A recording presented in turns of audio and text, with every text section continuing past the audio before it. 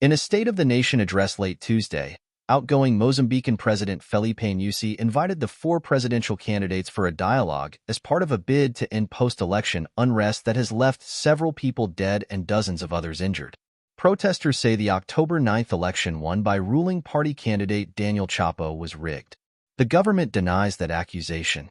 Nyusi said the demonstrations are having a negative impact on the economy as they limit the activities of companies and ports and increase unemployment, among other issues.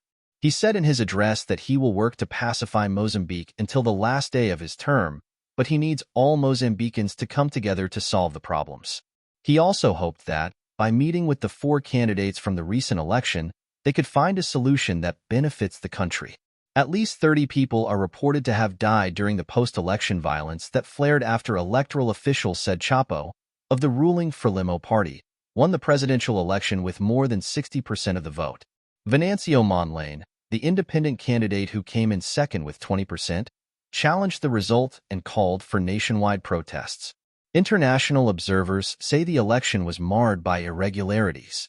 Nyusi's invitation to the dialogue comes a few days after the Attorney General's office filed cases against Venancio Mondlane and his Podemos party to compensate the state for property damage caused during protests. Human rights activist Adriano Navunga said the president is trying to prod Mondlane into dialogue while refusing to acknowledge the protesters' grievances. The president has repeatedly called for protesters to wait until the Constitutional Council validates the election results.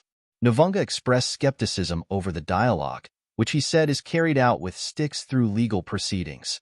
He said the president's call for a meeting did not seem genuine, adding Nyusi has been hiding behind the Constitutional Council for a long time, which has discredited the legitimacy of the results. Mondlane holds historical ruling Frelimo figures responsible for issues troubling the country, including widespread poverty and high rates of youth unemployment. But Methodist Bishop Dennis Matsolo said dialogue is the best way to calm the country and move forward. In a telephone interview, Matsolo told VOA that Mozambique needs credible elections to achieve domestic peace.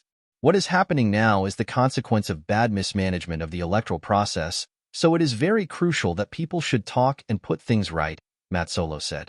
If we look at the whole thing, the whole electoral process is not well conducted in the country, and that creates a lot of anxiety. So far, none of the four candidates have accepted the president's offer to hold talks. Chapo is scheduled to be inaugurated in January.